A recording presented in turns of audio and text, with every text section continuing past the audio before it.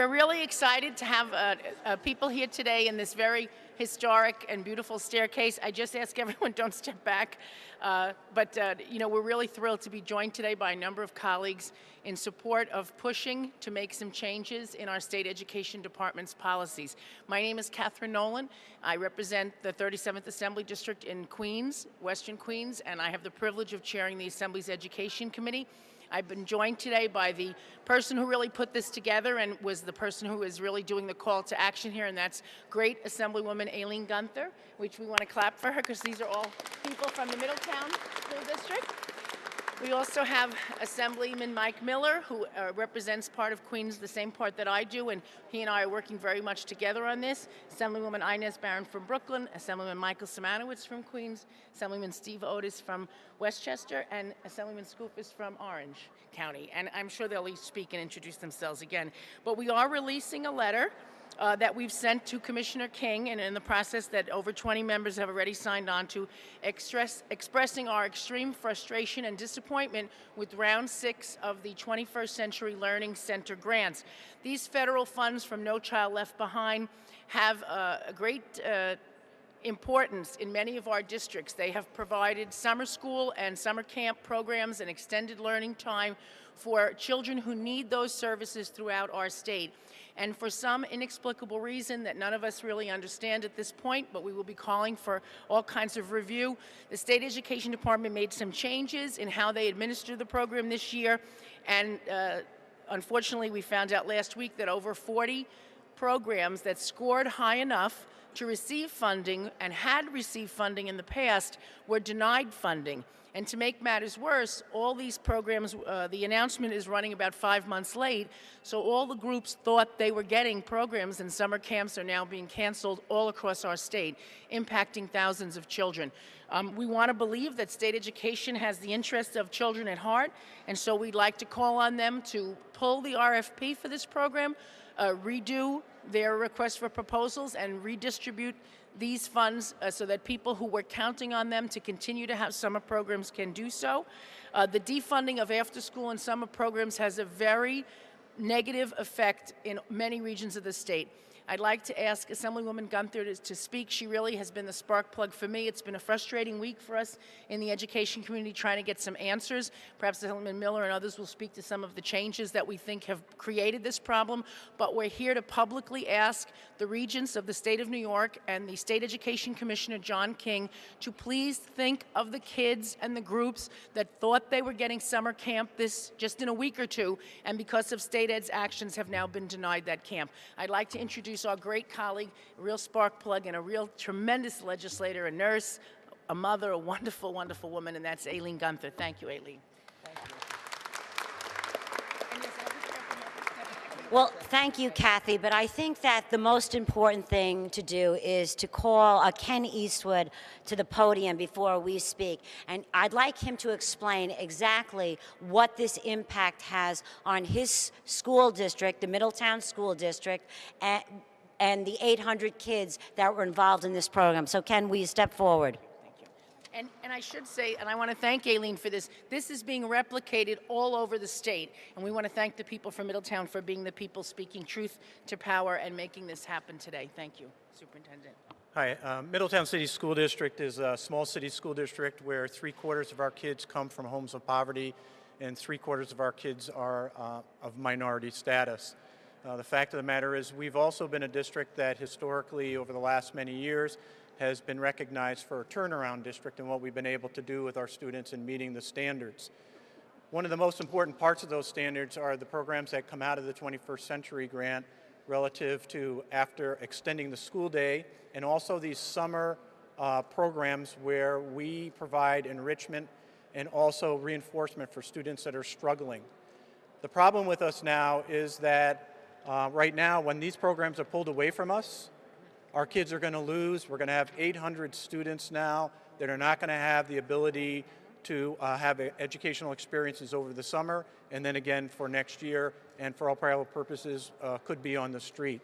This is a devastating blow to our district that has worked extremely hard to make progress educationally. Our kids need these resources, And it's unfortunate that we could not see any explanation that's logical relative to why we lost this grant and why others that are non-for-profits, et cetera, were able to get it over the school districts. It's very problematic for us. We're very upset. What you see behind me are the students that are going to be impacted by this. You see the parents that understand the need for these programs and how valuable they are to us. I absolutely, on behalf of our school district and our community, appreciate everyone that's standing here, because if somebody doesn't fight for our students right now in educational services, especially for districts that are high needs, high minority, we're going to go by the wayside. And oh, by the way, I do find this ironic that this decision is 3 weeks before summer starts, only a week before the Senate and Assembly get out. So it's kind of convenient that there's an anticipation that people are going to go away. We're not going away because we think it's not just. Thank you.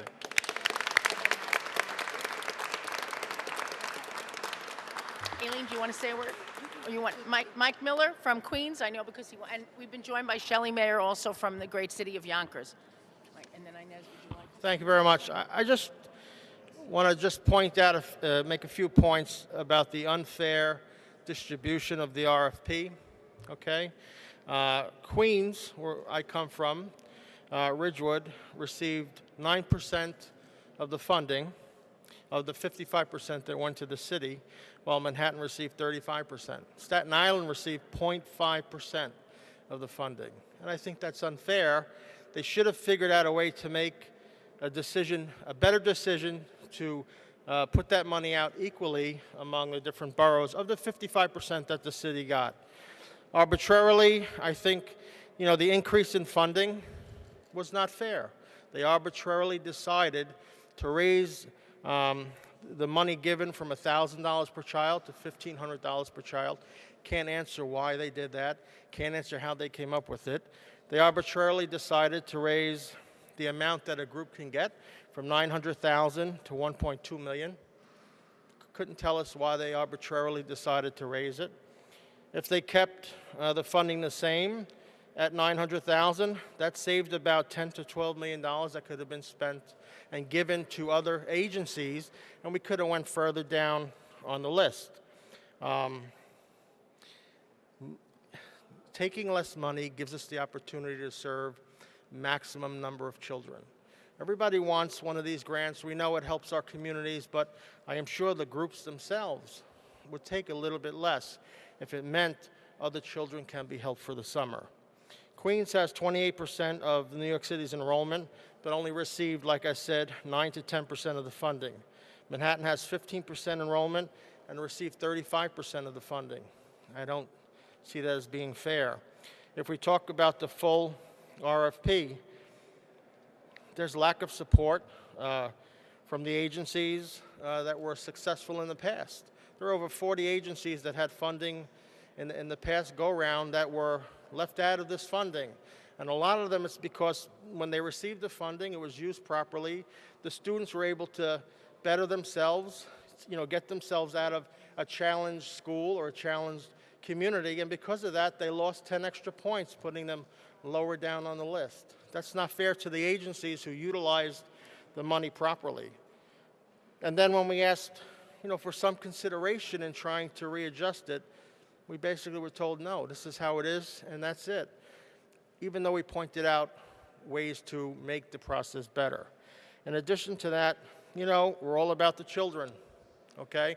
I can only speak for my district, okay? We're 85% of the lunch program. Students receive the lunch program. That tells you the type of community it is. We're hardworking people, okay? Families work 2, 3, sometimes 4 jobs just to make it their families survive. They're not able to take off during the summer to take care of the children. They need a place to go. This cut that. It doesn't give them an opportunity to have a place to go.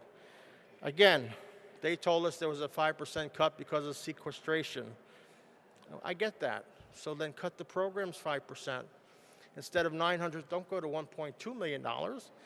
Go to 850,000 so that other groups have the opportunity to get some funding. So I think I said enough. I'm not happy with the process. I'm not happy with the answers that we got, and we're going to make sure that we get the proper answers. Thank you, Mike. Thank you.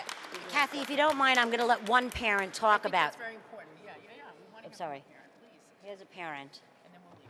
and then, yeah. Anybody else who wants to talk, Inez, said you want to say a word? My name is Elizabeth Deaver, and I have 2 children, both affected by this cut. I have one that's going to be in 4th grade in an inclusion class. I have another one that's going to be in 1st grade. And I know the both sides of sending my children to summer school and not. I chose on my own half not to send my children to summer school that I was invited to last year. They regressed. They are both in need of the extra help in reading, as with many. The requirements are going up, but our funding is going down. How is that fair? How is that fair that $1.2 million is given to a tennis and not for our children's education? This is the foundation. This is our future. This is who's going to be representing us later on in life. And I just hope that this, with us being here, can make a difference and help. And I just want to say thank you to everybody that has taken their time to be here. Thank you. Is there any other member? I don't know. Would any other member like to? Inez and Jill. Anybody else that want to speak? Just quickly, and we'll take questions. Thank you. Assemblymember Inez Barron from Brooklyn. And I'm just here in support of what is being presented as a very critical issue. I spent 36 years in the classroom and in administration. So I understand that it's not just what is done during the classroom day is what impacts and improves our children. We've got to have extensive programs. We have to have programs that have been validated and that have shown that as we expand what children's opportunities are and the exposure that we get, and that they give them other kinds of interactions with each other and with the resources that we have, it improves them. So I'm here in solidarity and say that we've got to demand that the money be given. It's similar to New York City with the Early Learn program, where groups that have been operating for years were defunded and were no longer given the funds that they needed to operate, the early childhood programs. And we say that in that instance, the city council found the money and put the money in. We know it's a different kind of situation here, and we're different in our budget process, but we've got to support the parents, the children that are here, and we've got to find a way to correct an injustice. Thank you. Whoever else wants to. Yes, a child. Are you going to talk? We're going to have a youngster talk. Hello, I'm Shelley Mayer from the City of Yonkers, 90th Assembly District. The City of Yonkers Public Schools did not receive funding pursuant to this grant for the first time in a long time. It serves approximately 800 kids in our city, a city of 27,000 kids in the public schools. There is not an alternative to these programs. If your kid does not get into one of the programs, it's not like there's some other choice. You as a parent and your child are basically without any resources for the high-quality after-school programs that we depend on. So this is not an area in which there is opportunity for alternatives. We absolutely must have the funding allocated in a fair way and in a timely way. The delay in this timing decision is really particularly unfair to our parents and to our system. So on behalf of the children in my district and the parents, I'm urging the Department of Education to revisit this issue and put the funding back in. Thank you. Thank you. Anybody wants to? Michael, you want? Yes, feel free. Real quick. If anybody else wants to say now, it's now or never, because we have. Well, I want to thank everybody for being here, and you can see how passionate so many of us are about this issue. When you look at the children in front of me and behind me, 800 children that parents planned on sending to a program that would make their lives better, that when they work, they know where their child is. And we're asking our commissioner, John King, to hear what we're saying, to look at the process that was very, very flawed, and come back again, withdraw those RFPs, and make sure that these important programs are funded. So,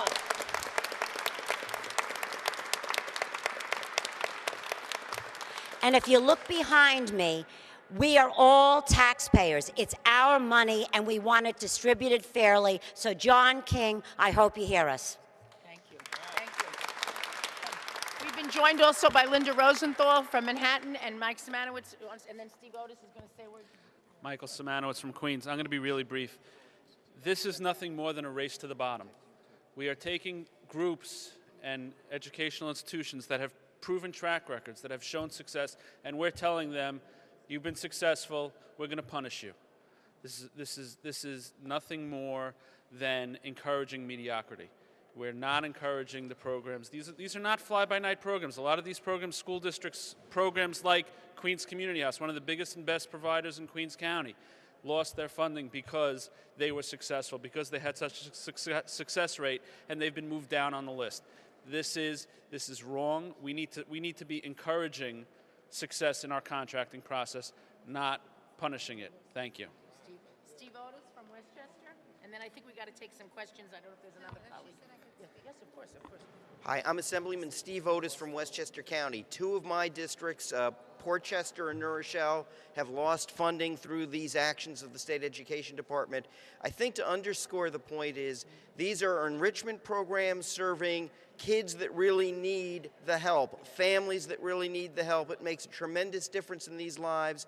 The lack of notice on this is devastating to these programs and these kids. So we are united. We're going to do something about it and ask for restoration to these programs the way it should be. Thank you. Thanks. Jim Skoupis from Orange County.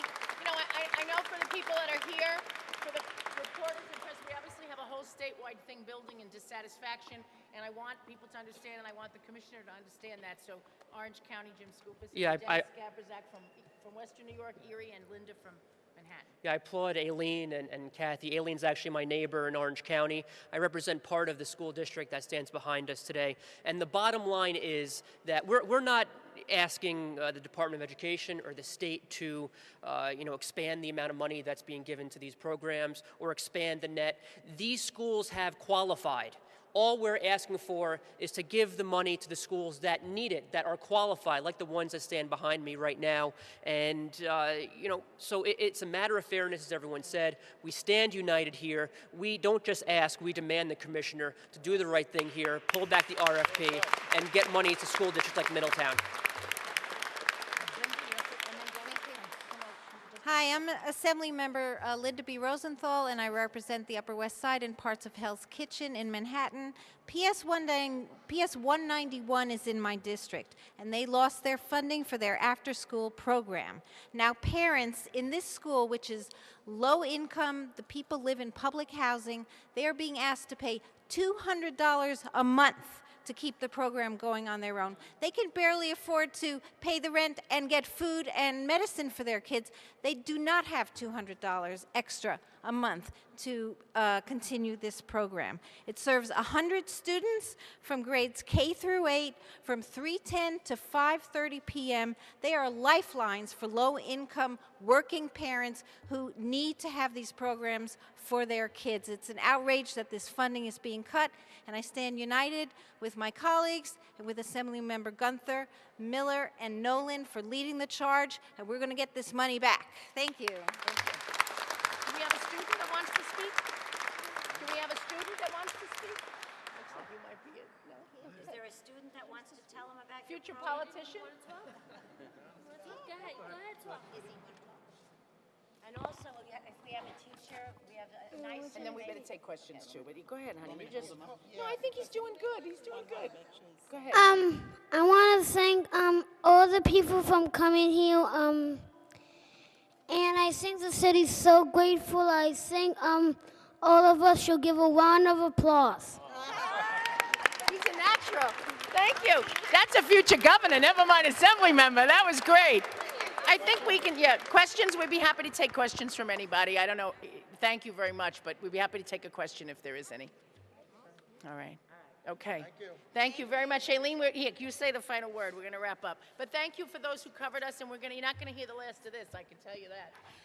I know that I see some folks from UFT and NYSED down there. We're hoping all the teachers' unions join with us and make sure that this money is refunded to the programs that mean so much to us. We need a united front. We need loud voices, and we have to keep screaming. Thanks. Thank you. Thank you very much. We're going to be following up with everybody, and we're going to be sending a letter to Comptroller DiNapoli asking for a review of the process as well. Thank you, and good afternoon, everybody. No, thank you. Thank Aileen, and thank those kids. Thank them.